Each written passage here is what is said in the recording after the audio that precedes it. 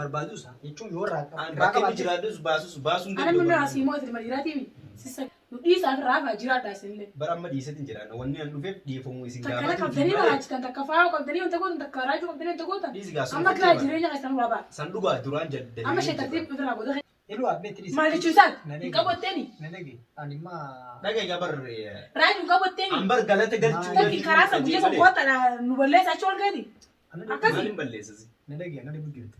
ati dhagee gabar amma waan hin jiru galata isaa kan galata deebisu galata diba nu laaquu kan gadi hin qabnu si laa kan jeebar alhamdulillah ni qabna maaliif nu gootaa Nawa raaju akam ala nagiyame. fayya Awas deebitee firra. arras deebi wanta ati okolta Mila kan shumatti akkuma isaa balee amate. nagoo muga Qabbanoo faana mokkachisa. Oomo isin faan dhugootan. Dua rampannee miti rabar rampannee rifadhee bakiin alaa waliif fuudhamu Laa qilleensa ofaadha qilleensa hammate. wayya gaaf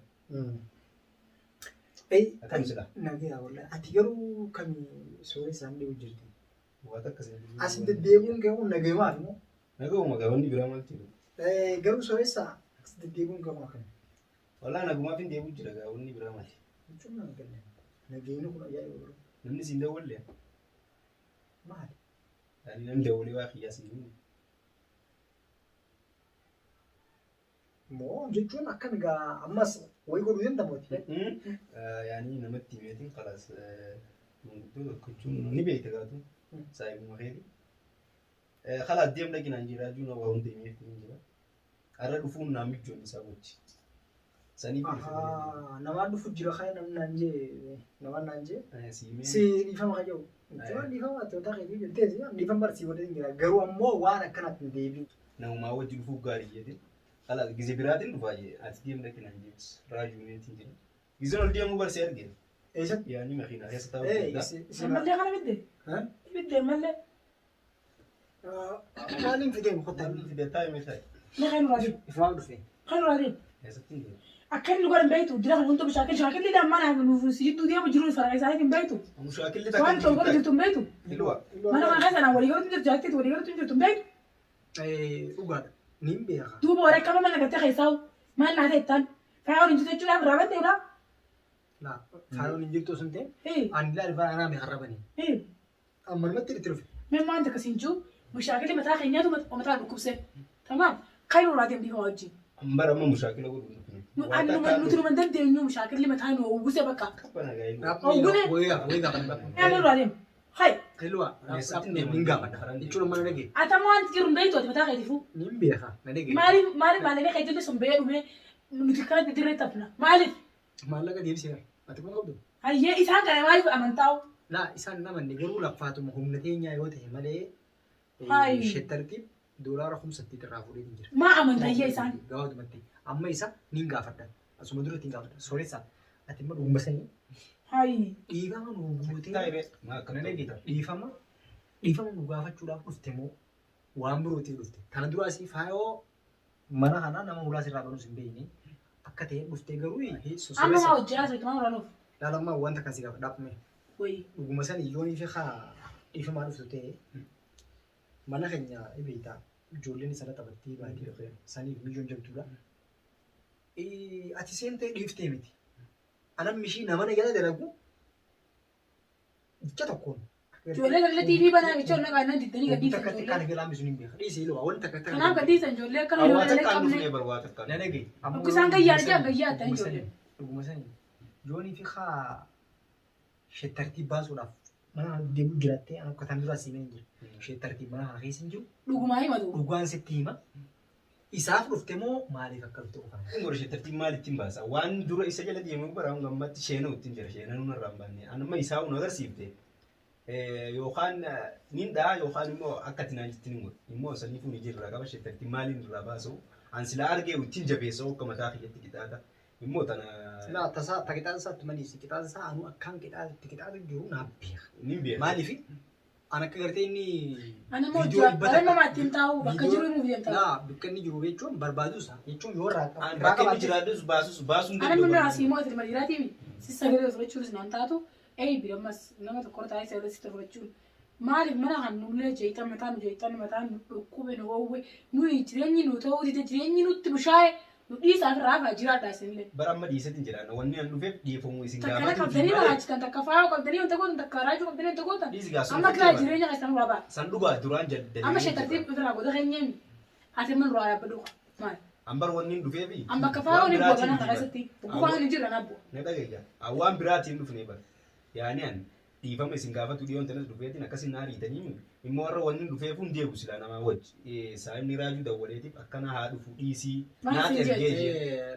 Ani jechuun isaan jenne nama tokkotu waa wali balleessan illee hin beekne. Ani jechuun ta'a dura makiinaan xiyya nama wali buti beekta. Ani gaafa dhiyoo. Ani jechuun namaatu dhiifama si gaafachuudhaa deema. Namni sun jechuudha nama najjabaati. Akkam naan jee awoo anaaf jecha dhiifama godhiif naan jee. Qayyi pinjeeni anammoo woomsa hin seene malee isaas hin seene. Naa biraa seete. Gabaabumatti haa ta'u gara kiyyaan dhiifama si godhe garuu ammoo yoo hanii fi sheettartii gurbaa gartee badaa kana haayina kana baasuudhaaf as deddeebi'u ta'e. Ati amma namusa itti dawwale jiin dhiifama godhiif naan jetteemi. Namni dhuftes argee nama ta'e wadheen numa jiillaan. Tamaam yoo inni mana kiyya keessaa waan takka balleesse yoo inni waan takka aayilaa diyyaa walitti akka dhiyootu na deebise damaanaa siif fudhata. Azzain jechuun namni damaanaa isarraan ta'u maaliif jii? Lubbuu isaa lubbuu masaa Laa ajuuni maaliif nama ati kan Anama isa saniinis wal beekaa waan dalagaa turres nu beekaa. na dhagaye maaliif hin jenneeni waan dalagaa ture isaan isa saniin bareedee nama dalagaa ture lubbuu isaatiin inni kunis beeka amata 18 waliin gabaabduma jechuudha. Hugguunii fi akkana jiru lubbuu ta'ee dhabdus mataa keetiif jiraattus mataa keetiif Lubbuu xiyyeetan itti gaafatamaan anuma. mataa keetiif. Hiyyaan inni immoo amma amma fakkeenya buna lafaan buna nuyi namoota isaa achi mataa ba'uun.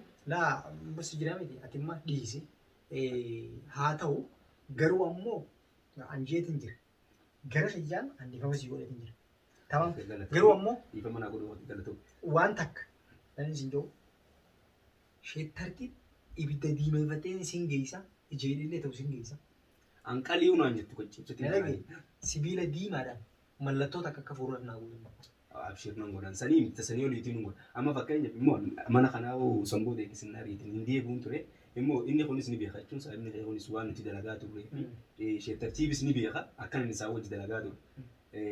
Waa hedduu qorateeti irra ga'e bas akkanan dhiisuu kiyya namales nama duubatti nama gaafatee guutuu eega qulqulleeffatee sii dawwale malee akkanumatti qaxxaamuroo dhaqee dhiisetiin jira raajuun haa dawwali gaafadhu yeenii siin dawwale.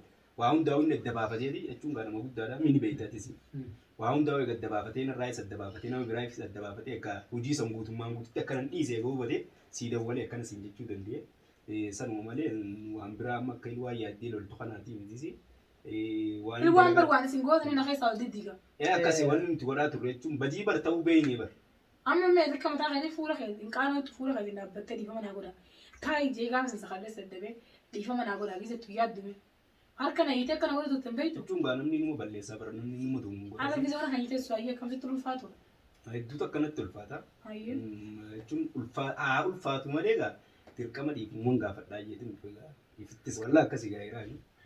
Galata naa godhuu feeti hedduu galatoomii. Ilmi namaa jechuun ni balleessa. Galata godhuun sun hayyummaa yaanii akkasii immoo galata itti naa gootee fi galata kee kana hin irraanfadhu jechuudha. Waan takkaan fuulduraa fi galata kee kan sii deebisuu barbaada. Jechuun akkamiin na deebisuu barbaada? Yaani ni jiraami nama galata dhiifama sii godhe galata deebisuu gama akka yaada kiyyatti amma yaadee taa'uuf jiru wacii kiyya baasee waan aruuzatii fi kanas ilwa wal jaalatu jirtanii alaa isaaf kiyyarratti aruuza fi waan takkan sii godhe. Asumaan Hin qabattee. disiisee. Hin qabu osoo hin taane qabaa dhabina kee osoo hin ta'in yaani galata ma deebisuuf dhiifumatti naa goote kan yaani si deebisuuf. Dhabina keetii miti waan biraatti hin fudhatina. Asirratti sooressa oguu jettu ati illee hin galatu. Garuu ammoo naatu zargii sii godhaa hilwaa tana sii fuusisaa jechuun barbaadete. Laa akkas jechuu kiyyaa miti si fuusisaa osoo hin taane yaani hara biratti narraan faamin jechuu barbaadete. Immoo wacii baatu sani naa baasaa jechuu barbaadete. Maaliif? Yaani isaa naata aruusa isin godhaa wanni nuti narraa jechuudha. Akkas jechuun akkasitti Akkana jechuun maal jechuudha? sooressa akkaan hin shakku nun godha. hin shakkini wanni ati Maaliif jime? Wanni akkaan hin shakku nun goote aruusa kee hilwaa naatu si fuusisaa naatu godhaa wacii irratti guyyette guyyaa aruusa kiyyaa sanii siif isheettatti yookaan gurbaa nama biroo jaarrattee guyyaa san lolaa la akkasitti yaade jechuun an akka yaada xiyyaa dhiifamatti naa godhe galata sii galchuufi malee waan biraatiin fakkeenyaaf namni tokko waan akka balleessitee dhiifama akka sii godhe yaani galata si maddii qabaa bara yaani namni nama galatoonfanne rabbii hin galatoonfatuumi galatuma keeti malee waan akkatti yaadde kanaan yaani osoo wajjin ta'an akkamitti fakkaatee Ani waan akka irraa galaa jirtu. anis nagalaan jirtu jechuun sooressa akka dura yaa akka biratti yaadina bara jechuun Maal jechuun waan hin jirre hin qabu sin jiraatu. laa hin qabu naan hin jenne Maal yaa rusa jala gudenta. Mo biif na bete. Biif na bete.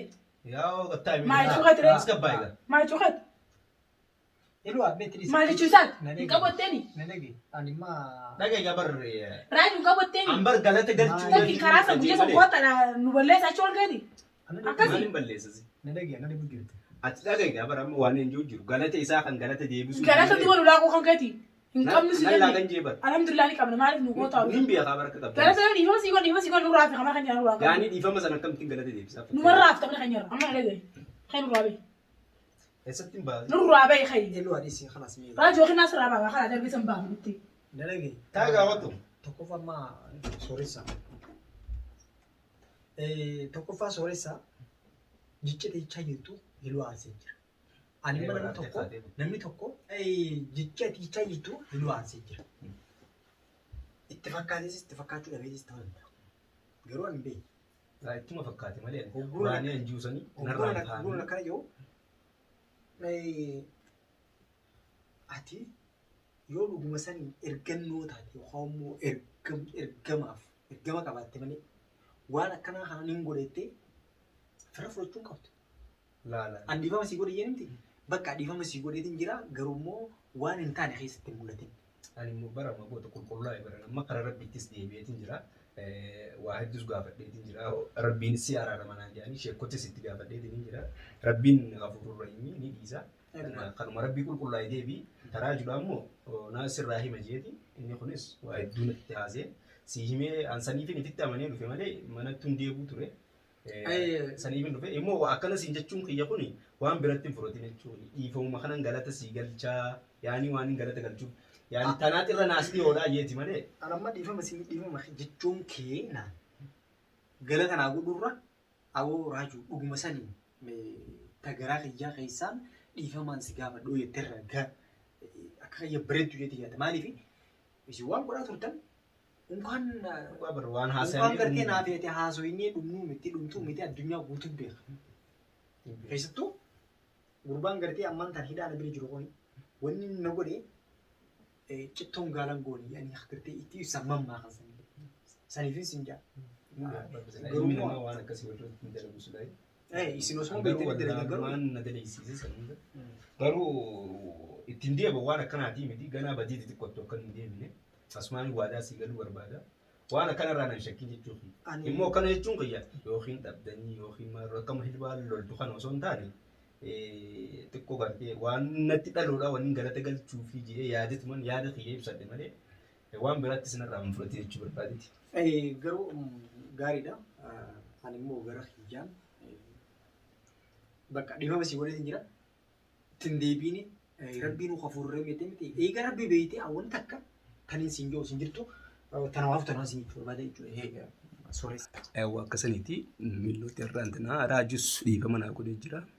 Wanni inni dhiifama naa godhes ana osoo hin ta'in saayiba isatti waa hunda hojjaa sunnee inni sunis nama guddaa waan ta'eef jecha nama kabajaa isa maddii qabu. Saniin dhiifama naa godheetii hedduu takka galatamu isinis asumaan dhiifama isin gaafatu barbaadanii amma booda immoo naa manaan isin jaa waan akkanaa akkanitti hin deebine.